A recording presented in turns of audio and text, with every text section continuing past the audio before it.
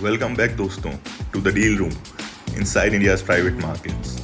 ये एक ऐसा पॉडकास्ट है जहां हम इंडिया के स्टार्टअप और बिजनेस इकोसिस्टम की असली स्टोरीज, इनसाइट्स और स्ट्रैटेजीज लेकर आते हैं। मैं हूं आपका होस्ट नीलाक्ष गुप्ता और आज हमारे साथ एक बहुत ही स्पेशल गेस्ट जुड़े हैं। हमारे साथ है मिस्टर अजय ठाकुर, जो बॉम्बे स्टॉक एक्सचेंज के एसएमई प्लेटफॉर्म के पीछे की ड्राइविंग फोर्स रहे हैं और इंडिया के स्मॉल और मीडियम एंटरप्राइजेस को एक बड़े चैंपियन हैं। कैपिटल मार्केट्स में डिकेड्स का एक्सपीरियंस लेकर उन्होंने एसएमईज को पब्लिक मार्केट्स तक ले जाने का और नई ग्रोथ अपॉर्चुनिटीज क्रिएट करने में बड़ा रोल प्ले किया है। आज हम बात करेंगे उनकी किताब विजन टू विक्ट्री के बारे में, जो एसएमईज के लिए एक प्रैक्टिकल रोड मैप है जिसमें उनकी जर्नी, इनसाइट्स और वो स्ट्रैटेजीज कवर की गई हैं जो एक छोटे विजन को बड़ी विक्ट्री में बदल सकती हैं। चाहे आप एक फाउंडर हो, एक इन्वेस्टर हो या बस क्यूरियस हो अबाउट इंडिया की एसएमई ग्रोथ स्टोरी, ये कॉन्वर्सेशन आपके लिए काफ़ी इंसाइटफुल होने वाला है। चलिए शुरू करते हैं the deal room with mister Ajay Thakur. Mister Thakur, सबसे पहले आप अपनी जर्नी शेयर करें। एसएमईज पर इतना फोकस करने की इंस्पिरेशन आपको कहाँ से मिली? सबसे पहले बहुत बहुत धन्यवाद दीन।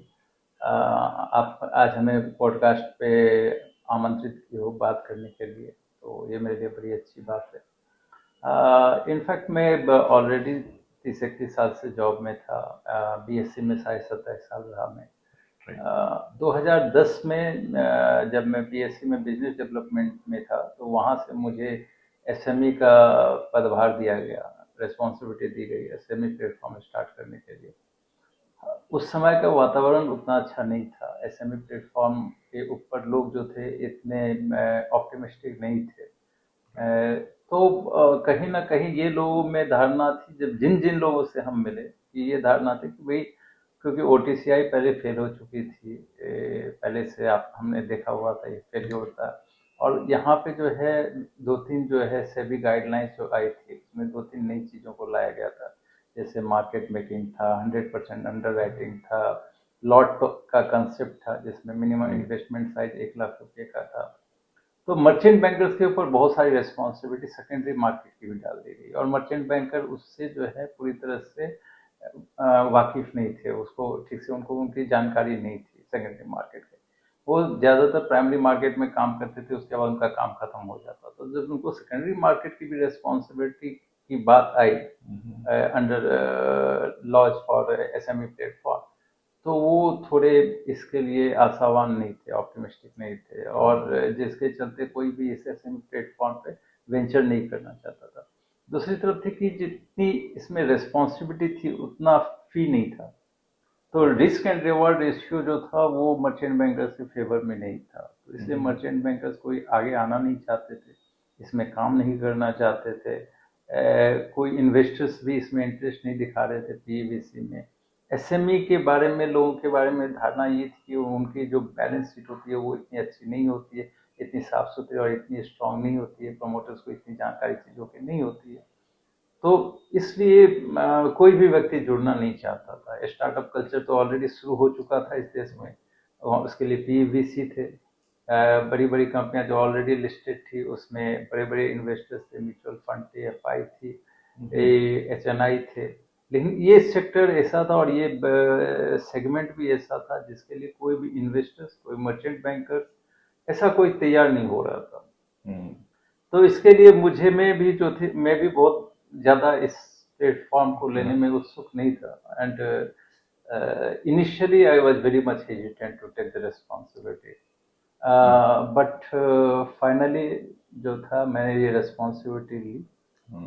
बट उसके बाद जो जर्नी थी वो काफ़ी ज़्यादा टफ थी, काफ़ी ज़्यादा डिफिकल्ट थी। राइट। आपकी किताब का टाइटल है विजन टू विक्ट्री। ये फ्रेज आपके लिए क्या मतलब रखता है और अभी इस वक्त ये किताब लिखना क्यों जरूरी लगा आपको? देखिए, जब मैंने स्टॉक एक्सचेंज छोड़ा, तो मैंने ये सोचा कि एक ये हम लोगों को बताएं, क्योंकि एसएमई प्लेटफॉर्म के बारे में अभी भी जो है उतनी चीजें, उतनी जो है मतलब अच्छी ढंग से बातें नहीं की जा रही थी। लोग इन्वेस्टर्स थे कर रहे थे इन्वेस्ट, सारी चीजें थे, लेकिन पॉजिटिविटी और या मीडिया जो थी उसको इतना पॉजिटिवली नहीं टेकअप कर रही थी। दूसरी जो ये एसएमई प्लेटफॉर्म की जर्नी थी, हालांकि इसने बहुत बड़े बड़े काम हुए इस एसएमई प्लेटफॉर्म पे, कितनी कंपनियों के जो भविष्य था वो चेंज हो चुका था। उनकी प्रॉफिटेबिलिटी जो थी वो मल्टीपल टाइम्स बढ़ चुकी थी और जिसके चलते वैल्यूएशन भी काफी बढ़ गया था, लेकिन उसको पॉजिटिवली जो है कहीं कोई भी व्यक्ति बात नहीं कर रहा था कि किस तरह से एक इसका इवोल्यूशन हुआ। एक नया सेगमेंट जो बहुत पेसिमिज्म से इतना ऑप्टिमिज्म हुआ और जहाँ पे इतनी लिक्विडिटी बनी, इतने सारे एसएमईज को फंड मिले और इसकी मार्केट कैपेसिटी इतनी डेवलप हुई, इसको ढंग से बताया नहीं जा रहा था। ये जर्नी कैसे हुई, कैसे मर्चेंट बैंकर इससे जुड़े थे। तो हम इस बुक के द्वारा, इस किताब के द्वारा ये बताना चाहते थे कि किस तरह से एक विजन था गवर्नमेंट ऑफ इंडिया से भी, स्टॉक एक्सचेंजेस का ये विजन था कि भाई हम एक सिस्टम बनाए जहाँ पे लघु और मध्यम उद्योगों को हम इक्विटी फंडिंग दिला सके, ताकि उनके ऊपर जो है डेट फंडिंग की जो है जो उनके ऊपर डिपेंडेंस है डेट फंडिंग के इन एसएमई की, वो कम हो सके। वो अपने बैलेंस शीट को ओवर लिवरेज ना कर सके। जिस समय इकोनॉमी वीक होती है तो फिर डेट को जो है सर्विस करना बहुत मुश्किल हो जाता है, तो इसके लिए एक इक्विटी फंडिंग की व्यवस्था की गई थी। तो ये एक विजन था गवर्नमेंट का, सेबी का, स्टॉक एक्सचेंजेस का, उसके बीच में खड़ा था। तो ये कैसे हम सब लोगों ने मिलकर ये विजन देखा और उसको फिर हमने कैसे विक्ट्री में चेंज किया, ट्रांसफॉर्म किया, वो जर्नी में दुनिया को बताना चाहता था कि कैसे पूरी एक्सचेंज की टीम, सेबी और गवर्नमेंट की डिफरेंट एजेंसी, स्टेट लोकल जो थी, उन लोगों ने कितना सपोर्ट किया इसको डेवलप करने के लिए, इसको बनाने के लिए। तो ये अवेयरनेस मैं क्रिएट करना चाहता था और इसका कारण था ये विजन टू विक्ट्री बुक लिखने का। और रिस्पांस इसको अच्छा मिला। जिस दिन बुक लॉन्च हुई थी उस दिन काफ़ी सारे लोग आए और उन्होंने इसको एडमायर किया, एसएमई प्लेटफॉर्म की जर्नी को उन्होंने उसकी प्रशंसा की, उसके बारे में अच्छा बात बताया। और ये अपने आप में एक मेरे ख्याल से एक कैपिटल मार्केट की, मैं कह सकता हूँ, बहुत बड़ी ट्रांसफॉर्मेशनल जर्नी थी। राइट, एसएमईज को अक्सर इंडियन इकोनॉमी की बैकबोन कहा जाता है। आपके हिसाब से एसएमईज इतनी क्रूशियल क्यों हैं और बड़े कॉर्पोरेट्स के कंपैरिजन में उनके यूनिक चैलेंजेस क्या है? देखिए, आप बड़े कॉर्पोरेट, ये देखिए हम जो है ना कहीं कहीं पे बहुत सारी चीजों को डिवाइड कर देते हैं। अगर हम रिलायंस की बात करें, आज वो बड़ी कॉर्पोरेट है, लेकिन जब वो लिस्ट हुई थी एक एसएमई थी। इन्फोसिस जब लिस्ट हुई एसएमई थी। ऐसे बहुत सारी कंपनियां थी जो लिस्ट जब हुई थी उस समय एक एसएमई ही थी, लेकिन वहां से वो कॉर्पोरेट में गए। तो कॉर्पोरेट भी कहाँ से निकल के आई, एसएमई से ही निकल के आई। लेकिन धीरे धीरे क्या हुआ कि स्टॉक एक्सचेंज में, और मतलब हम सारे लोग जानते हैं कि इस देश में लघु और मध्यम उद्योग काफी ज्यादा हैं, चाहे वो प्रोपरेटरशिप में हो, पार्टनरशिप में हो, एलएलपी में हो, प्राइवेट लिमिटेड फॉर्म में हो, किसी ना किसी फॉर्म में बहुत सारे एसएमई काम कर रहे हैं, बड़ा इनफॉर्मली काम कर रहे हैं। उनको हम फॉर्मल, और उनका कंट्रीब्यूशन इंडियन इकोनॉमी में काफी ज्यादा है। लोकल लेवल पे एम्प्लॉयमेंट जनरेट करते हैं, जिसको हम इक्विटेबल एम्प्लॉयमेंट कहते हैं। वो जो इन्फ्लक्स हो रहा है आज मेट्रो सिटीज में, उसको वो काफी ज्यादा रोकते हैं।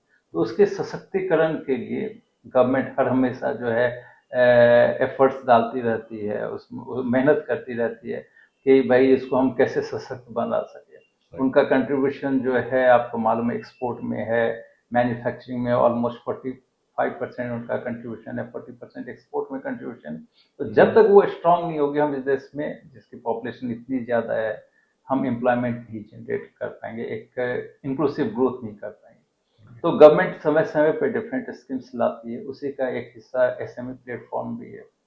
और जब तक हम इनको स्ट्रांग नहीं करेंगे, रियल बैकबोन है, इसमें तो कोई दो राय नहीं है कि वो बैकबोन नहीं है, और उसको हम तभी स्ट्रांग कर पाएंगे जब हम उनको हम सारे लोग मिलते हैं, जितने भी स्टेक होल्डर्स हैं वो सब मिलके उनको सपोर्ट ना करें। अपने एक्सपीरियंस में आपने कौन से टॉप बैरियर्स देखे हैं जो एसएमईज को स्केल होने से रोक देते हैं, और आपकी किताब उन चैलेंजेस को कैसे एड्रेस करती है? देखिए, हमारी किताब उन चैलेंजेस को एड्रेस करने के लिए नहीं लिखी गई, जो तो मैंने कहा आपको, एसएमई प्लेटफॉर्म की जर्नी बताई गई कि जैसे कैसे उसने उन कंपनियों को ट्रांसफॉर्म कर दिया। देखिए, आज के दिन में जो है एसएमईज को बहुत सारी चीजों की अभी भी जानकारी नहीं मिलती। हालांकि सरकारी व्यवस्थाएं हैं जो बहुत सारे स्कीम्स के बारे में उनको बताती रहती है। लेकिन अभी भी एसएमई अनभिज्ञ है, वो अपने अपने जगह पे काम कर रहे हैं, एक क्लोज क्वार्टर में काम कर रहे हैं, जो काम कर रहे हैं वही काम कर किए जा रहे हैं। एक जो है एम्बिशन जो है वो भी वहाँ पे नहीं है, वो प्रॉब्लम है। फाइनेंस के लिए उनको एक पता है कि या तो अपने फंडिंग से, या तो जो कंपनी की इंटरनल एक्रूवल है, या आप बैंक फंडिंग से काम कर लो। और वहाँ पे उनका जो है कहीं ना कहीं जो ग्रोथ है वो एक जगह पे जाके रुक जाता है, और फिर जो है उनकी जो बिजनेस है वो स्टैग्नेंट हो जाती है, उसी लेवल पे काम करती है। अब हम उनको कैसे जो है, फिर उनको जो फंडिंग है उसमें वो कुछ जो है मॉडर्नाइजेशन नहीं कर पाते हैं कंपनियों की, उसमें जो है जिसको हम ऑटोमेशन कहते हैं, ऑटोमेशन नहीं कर पाते हैं, आईटी वगैरह अंदर नहीं लेके आ पाते हैं। उनको जो है इतने लोग नहीं पहुंच पाते हैं जो उनको ये बता सके कि ये सारी चीजें कैसे की जाए। जब हम उनको एसएमई प्लेटफॉर्म पे लेके आते हैं या उनको हम वो एक्सपोजर देते हैं, तो बहुत सारे जो मिथ होते हैं प्रमोटर्स के वो खत्म हो जाते हैं। ठीक है, आप जब, क्योंकि सारी चीजें एक्सपोजर को लेके ही होती है, फिर आपसे नए नए अच्छे अच्छे लोग जो इसमें इंटेलेक्चुअल हैं, जो ज्ञानी लोग हैं, वो आपसे जुड़ते हैं, तो कंपनी को एक नए लेवल पे लेके जाते हैं। और हर कंपनी ये चाहती है, जब उनको एक्सपोजर मिलता है, जब वो बाहर की दुनिया से पूरी तरह से कनेक्ट होती है, तो उनको पता चलता है कि भाई हम कितना ग्रोथ कर सकते हैं। जब ग्रोथ होता है, उनकी मार्केट कैपिटलाइजेशन अगर लिस्टिंग अगर नहीं भी करती है, तो जब उनकी बिजनेस में ट्रांसफॉर्मेशन होता है, ग्रोथ होता है, बढ़ती है बिजनेस, तो वो अपना तो भला करते ही हैं, देश का भी भला करते हैं। तो मेरे ख्याल से जो सबसे बड़ा प्रॉब्लम है वो तो फाइनेंसिंग का प्रॉब्लम है ही, वो एक चीज है। जो दूसरा प्रॉब्लम होता है जो हम उसमें देखते हैं कि कहीं ना कहीं कंपनियों में ट्रांसपेरेंसी का अभाव रहता है, जिसके चलते, और वो बहुत सारे टाइम में जो ट्रांसपेरेंसी का अभाव होता है वो लैक ऑफ अवेयरनेस भी होता है। प्रमोटर्स को पता नहीं कि ये सारी चीजें भी उनको अपने बुक्स में लानी चाहिए, ये सारी चीजें भी करनी चाहिए। तीसरा जो इशू है वो ये इशू होता है उनको कि उनको ऑटोमेशन और टेक्नोलॉजी की भी उतनी समझ नहीं होती है, तो वो भी बिकॉज ऑफ अनअवेयरनेस होता है, क्योंकि टायर टू टायर की सिटीज में बहुत सारे एसएमईज होते हैं, उनको एक्सपोजर नहीं मिलता है। तो अगर इन सारी चीजों को उनको मुहैया किया जाए, उनको पहुंचाया जाए, उनको वो सपोर्ट सिस्टम प्रोवाइड हो, तो मेरे ख्याल से एक बार उनके एम्बिशन बढ़ेंगे, एक बार उनको एक्सपोजर होगा, उनको सारी चीजें बताई जाएगी कैसे क्या है, प्रॉपर सेट ऑफ फाइनेंसिंग उनको अवेलेबल की जाएगी, तो मेरे ख्याल से उनका काफी ज्यादा ग्रोथ होगा और सारे प्रॉब्लम्स उनके दूर होंगे। फाउंडर्स के पास अक्सर विजन होता है लेकिन एग्जीक्यूशन में स्ट्रगल करते हैं। आप एसएमईज को क्या एडवाइस देंगे ताकि वो अपने विजन एक्शनेबल स्ट्रेटजीज में बदल सके? देखिए, ऑफकोर्स, देखिए विजन के साथ साथ आपने सही कहा कि कभी कभी तो विजन का कोई विजन नहीं होता है। अगर विजन होता है तो उसके एग्जीक्यूशन का पता नहीं होता है, और कभी कभी जो एग्जीक्यूशन होता है वो आउट ऑफ द वे हो जाता है, आउट ऑफ द ऑर्डर होता है, मतलब ढंग से एग्जीक्यूशन नहीं होता है। तो ऑफ कोर्स अगर पहला चीज यही हम उनको सजेस्ट करना चाहेंगे कि पहले आप तो प्रॉपर सोर्स ऑफ फाइनेंसिंग लेकर के आओ अपनी कंपनियों में, over leveraging of balance sheet मत करो, that's number one. Number two, कंपनियों को अपना बुक्स क्लीन रखना चाहिए, वो ट्रांसपेरेंट होना चाहिए। अच्छा, थर्ड चीज जो उनको करना चाहिए वो क्या करना चाहिए, डेलीगेशन ऑफ पावर। वो सारा पावर्स अपने पास रखते हैं। ये मुश्किल है, अगर एक व्यक्ति जो है पूरी कंपनी को एक नए लेवल पे नहीं लेके जा सकता, उनको पावर डेलीगेट करना पड़ेगा। पावर डेलीगेट करना चाहिए, राइट रिसोर्सेस जो है अपनी कंपनी में लाना चाहिए, right employ, right man power जो है अपनी कंपनी में डिप्लॉय करना चाहिए। भले कुछ कॉस्ट लगता है लेकिन उसके एडवांटेज जो है वो कॉस्ट से काफी ज्यादा होते हैं। तो अगर ये सारी चीजें वो अपनी कंपनी में लेके आएंगे तो उनकी विजन जो है वो एग्जीक्यूशन के साथ फाइनल रिजल्ट दे पाएगी, जिसके चलते कंपनी का ग्रोथ होगा, कंपनी में सस्टेनेबिलिटी आएगी। और उनको जो है जैसे जैसे बिजनेस ग्रोथ होगा, फंड्स जो है, इन्वेस्टर्स बैठे हुए हैं, देखिए इन्वेस्टर्स को क्या चाहिए, ग्रोथ ओरिएंटेड कंपनी चाहिए। ठीक है, अगर आप अपनी कंपनी में ग्रोथ दिखाते हैं, अगर आप सही राइट स्ट्रेटजी लाते हैं, उसमें राइट सोर्स ऑफ फाइनेंसिंग लाते हैं, राइट सोर्स ऑफ फाइनेंसिंग से कितनी बार प्रॉफिटेबिलिटी बढ़ जाती है। ठीक है, तो आप फाइनेंस का मिक्स क्या है, आपकी बुक्स कितनी ट्रांसपेरेंट हैं, आप लोगों के पास कितना अप्रोच कर पा रहे हैं, आप कितना एक्सपोजर अपने आप को दिखा रहे हैं। आज मार्केट वर्ल्ड में हर जगह पे जो है कहीं ना कहीं शो होते रहता है, आप एग्जीबिशंस होते हैं, इंडस्ट्रियल एग्जीबिशंस होते हैं, उसमें किस तरह से आप अपने प्रोडक्ट को शोकेस कर रहे हैं। जब ये सारी चीजें आप अपनी कंपनी में करते रहोगे, राइट कनेक्ट होगा, तो मेरे ख्याल से आपकी कंपनी के ग्रोथ को कोई नहीं रोक सकता। तो आपको हर हमेशा एक कंपनी को चाहिए कि भाई जो मार्केट ट्रेंड है वो हर हमेशा अलर्ट होने चाहिए। एक प्रोमोटर जो होता है, एक ऑनर जो होता है कंपनी, उसको हर हमेशा अलर्ट होना चाहिए। अपने चारों ओर के जो इनोवेशंस हो रहे हैं, चारों ओर जो हो रहा है उसके बारे में उनकी जानकारी होनी चाहिए। उनको भी अपनी कंपनी में इनोवेशन लेकर के आना चाहिए, और मेरे ख्याल से फिर ये सारी चीजें जो है संभव है। राइट। आप एसएमईज को इंडिया के कैपिटल मार्केट से जोड़ने में क्लोजली इन्वॉल्व रहे हैं। पब्लिक मार्केट्स या फॉर्मल फाइनेंसिंग एक्सेस होने से एक एसएमई की जर्नी कैसे चेंज होती है? देखिए, ऑफ कोर्स मैंने पहले भी कहा कि जब आपको पब्लिक फाइनेंसेस मिलते हैं, जो हम पब्लिक फाइनेंसेस आपको किस तरह से मिलते हैं, इक्विटी के थ्रू। जब इक्विटी कंपनी में आती है तो क्या होता है कि आपकी बैलेंस शीट सबसे पहले स्ट्रांग होती है। बैलेंस शीट स्ट्रांग होती है तो प्रॉफिटेबिलिटी बढ़ती है, क्योंकि आपकी जो है, जो आप सर्विसिंग कर रहे थे, वो डेट सर्विसिंग वो कम होती है। इक्विटी जो होल्डर्स होते हैं वो they are owner of the company to the extent they hold the shares, तो वो आपके ग्रोथ से जुड़े हुए हैं। तो जैसे आपकी कंपनी में ग्रोथ होती है, आप कैपिटल मार्केट से जुड़े, आपकी विजिबिलिटी बढ़ती है। राइट। ठीक है, पूरा देश आपको जानने लग गया। आप लोकल प्लेयर नहीं हो गया, आप नेशनल स्क्रीन पे, नेशनल लेवल पे आप आ चुके हैं।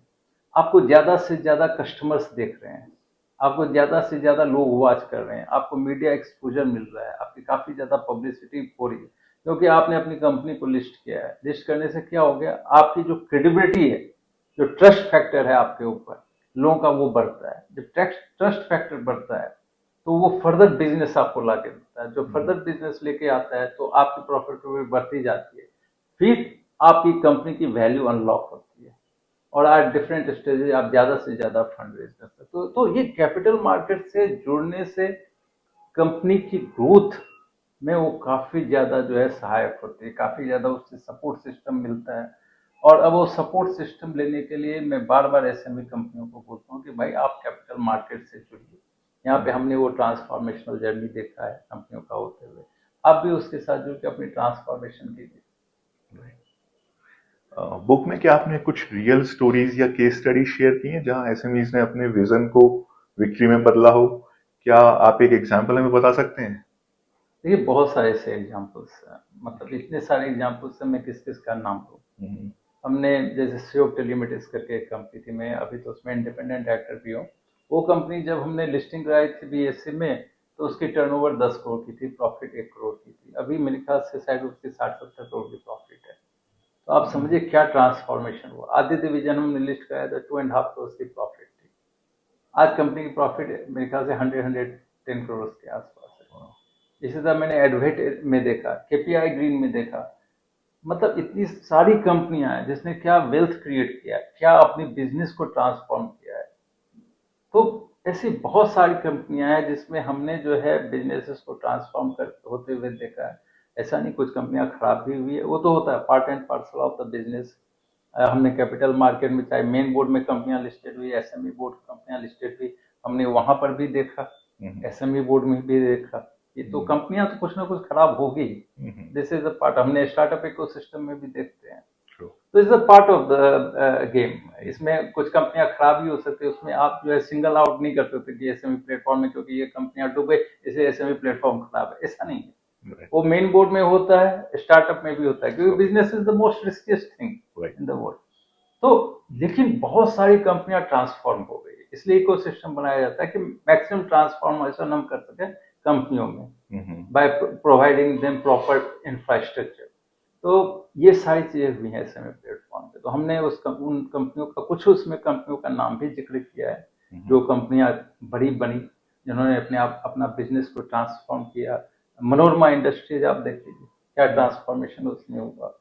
मतलब बहुत सारी कंपनियां हैं, बहुत सारी लॉजिस्टिक्स कंपनियां हैं जो यहाँ पे लिस्ट हुई, अपने आप को बड़ा बनाई। ग्रीन एनर्जी की कंपनियां सबसे पहले हमने एसएमई प्लेटफॉर्म पे लिस्टिंग करवाई। मेन बोर्ड में तब तो होती भी नहीं थी। हमने ग्रीन रिन्यूएबल एनर्जी कंपनियां सबसे पहले एसएमई प्लेटफॉर्म में 2018 में 17 में लिस्टिंग करनी स्टार्ट की। तो एसएमई प्लेटफॉर्म में सबसे ज्यादा डाइवर्सिफाइड सेक्टर्स की कंपनियां लिस्टेड की है, और उन्होंने ट्रांसफॉर्म किया। इन्वेस्टर्स, देखिए लिस्टिंग करने के बाद प्राइस घट सकता है, बढ़ सकता है, लेकिन अगर इन्वेस्टर्स जो है लॉन्गर टर्म में देखे, अच्छी कंपनियों में देखे और अपना ट्रैक करते हुए कंपनियों के परफॉर्मेंस, तो हमारे ख्याल से चीजें बहुत अच्छी हो सकती है। Right. अगर कोई एसएमई फाउंडर अभी हमें सुन रहा है तो एक माइंडसेट शिफ्ट जो उन्हें तुरंत अडॉप्ट करना चाहिए ग्रोथ के लिए, वो क्या होगा? माइंडसेट जो उनको तुरंत चेंज करना चाहिए वो ये है कि हम कैसे कंपनी की क्रेडिबिलिटी बढ़ाएं, कैसे हम अपनी कंपनी में इन्वेस्टर्स या लोगों का ट्रस्ट क्रिएट कर सकें, कैसे हम कंपनी में राइट मिक्स ऑफ फाइनेंस ला सकें। अगर आपका माइंडसेट ग्रोथ का है, आपका माइंडसेट वेल्थ क्रिएशन का, आपका माइंडसेट ट्रस्ट क्रिएट करने का, अगर आपका माइंडसेट है कि हम भाई एम्प्लॉयमेंट जनरेट कर सके और कंपनी को एक न्यू लेवल पे लेके जा सके, तो I think SME platform is the best platform which can give you all this things under one roof. Government policies, regulators और इकोसिस्टम इनेबलर्स का एसएमईज की सक्सेस में अगले 10 सालों में क्या रोल होगा आपके हिसाब से? देखिए, गवर्नमेंट का हर हमेशा ये प्राइम फोकस रहता है एसएमई। हमने ये देखा है गवर्नमेंट्स के काफ़ी ज़्यादा फोकस रहते हैं। अगर आप देखिए रिसेंट ईयर्स में अंडर सीडीटीएम एसएमई स्कीम पहले 1 करोड़ था, फिर 2 करोड़ हुआ, अब 5 करोड़ तक मुहैया कराते हैं। ठीक है, ई मुद्रा है उन्होंने लाया जिसमें फंड्स होता है, फॉर स्टार्टअप्स होते कितनी उन्होंने इनोवेशन सेल के थ्रू कितनी फंडिंग होती है। फंड ऑफ फंड्स क्रिएट किया गया 10,000 करोड़ का, फिर से 10,000 करोड़ का फंड क्रिएट किया जा रहा है। स्टार्टअप के लिए भी 10,000 करोड़ का फंड क्रिएट किया गया। तो गवर्नमेंट हर हमेशा फोकस रहता है एसएमई और स्टार्टअप में। देखिए, स्टार्टअप में भी अभी काफी ज्यादा फोकस चल रहा है, एसएमई के ऊपर हर हमेशा गवर्नमेंट का फोकस रहा है, क्योंकि कोई भी कंट्री अगर आज हम 7.8% ग्रोथ कर रहे हैं, जैसे कि 1 जीडीपी का ग्रोथ नंबर है, या we are the fastest growing economy in the world, it's only because we have we have very focused policies for SMEs। तो अगर फोकस पॉलिसी फॉर एसएमईज रहेगा, अगर इनसे लोग जो गवर्नमेंट इनिशिएशन रहेगा एसएमईज के प्रति, तो ही कंट्री की ग्रो होगी। और वो गवर्नमेंट करती रहती है। अभी देखिए, एसएमई की परिभाषा भी चेंज की गई, 500 करोड़ तक की टर्नओवर को एसएमई में लिया गया। इसके अलावा आपको मालूम है जो आज जेम पोर्टल है वो एसएमई के लिए बनाए गए हैं।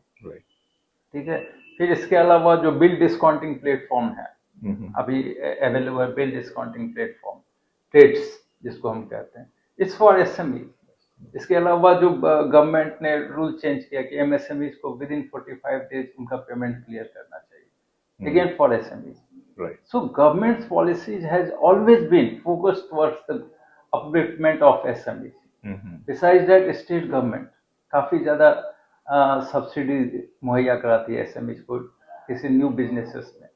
हर स्टेट आज के दिन में अपने यहाँ पे इंडस्ट्रियलाइजेशन के लिए वो नया नया इंसेंटिव लेके आ रही है। सो द पॉलिसीज, गवर्नमेंट अगर पॉलिसीज देगी both centre and local level पे, दैट इज स्टेट लेवल पे, इज वेरी प्रो इंडस्ट्रीज। तो हर हमेशा एसएमई फोकस रहा है, वहां से कभी भी फोकस शिफ्ट नहीं हुआ। और दिन पे दिन अगर प्रीवियस दिस गवर्नमेंट का आप देखिए, इनका फोकस एसएमई के ऊपर ज्यादा रहा है। तो मेरे ख्याल से देश कंट्री की ग्रोथ के लिए अगर स्ट्रॉन्ग एसएमई बेस होना बहुत जरूरी है, उसके लिए काम किया जा रहा है। 2030 तक आप एसएमईज का इंडियन इकोनॉमी में क्या रोल देखते हैं? आपकी विजन क्या है उनके फ्यूचर के लिए? देखिए, एसएमईज का रोल मैं बहुत बड़ा देख रहा हूँ आने वाले 2030 को। इसीलिए मैंने आपको बताया कि अगर इस कंट्री को ग्रो होना है, we need to be a fastest growing economy of the world, SMEs role is going to be very big. तो उसका होना है। Exchanges are also trying to have maximum number of SMEs listed on their SME platform. They are doing everything to ensure that कि ज़्यादा से ज़्यादा more and more well compliant SMEs should get listed. People should not take undue benefit of the exchanges. SEBI is having a strong overview on the SME platform.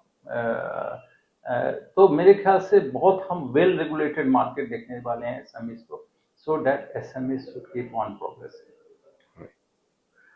Listeners, आपकी किताब vision to victory कहाँ से ले सकते हैं और SME founders आपसे connect कैसे कर सकते हैं? उनको कनेक्ट देखिए, मैं अभी तो आपको पता है मैंने एक फंड लॉन्च करवाया है फॉर टीजीआई एसएमई फंड करके, जिसका मैं CEO or managing partner view. That fund is totally focused on SME, small and mid cap company, और मतलब उसमें investment करती है. So that is one part. Besides that, if anybody wants to take any advice for the growth of the company or how to approach to the capital market, there I keep on advising them. तो वो role है मैं play कर रहा हूँ आज के दिन में. If some investors want to connect with me, be the part of my fund, they are always welcome. Because finally my motto is growing small and medium enterprises. Right. And that has been always my motto and it will always remain. कि मैं कैसे जो है how can I throughout my life can contribute to the growth of this my motherland. तो वो तो that is the only motto. And as far as this book is concerned, it is available on Amazon, it is available on Flipkart. They can go and have access there, they can order there, they can get this book. Thank you. और दोस्तों, इसके साथ ही खत्म होता है आज का episode of the deal room inside India's private markets. एक बड़ा thank you mister Ajay Thakur को, जिन्होंने अपना इनवैल्यूएबल एक्सपीरियंस और किताब विजन टू विक्ट्री के इनसाइट्स हमारे साथ शेयर किए. अगर आप एक फाउंडर हो या एंटरप्रेन्योर जो SME बिल्ड कर रहा है, तो मैं स्ट्रांगली रिकमेंड करता हूं कि आप ये किताब ज़रूर पढ़ें. इसमें वो लेसन, स्टोरीज और स्ट्रैटेजीज हैं जो आपका बिजनेस को नेक्स्ट लेवल तक लेके जा सकती हैं. मिस्टर ठाकुर को आप लिंक्डइन पर फॉलो कर सकते हैं और डिटेल्स हम शो नोट्स में डाल देंगे. अगर आपको ये एपिसोड पसंद आया हो तो पॉडकास्ट को फॉलो करना ना भूलें और अपने नेटवर्क में शेयर करें. आपका सपोर्ट हमें और भी ज़्यादा इंस्पायरिंग कॉन्वर्सेशन लेकर आने में मदद करता है. मैं हूं नीलाक्ष गुप्ता और आप सुन रहे हैं द डील रूम. अगले एपिसोड तक के लिए क्यूरियस रहिए, बिल्ड करते रहिए और अपनी डील शार्प रखिए.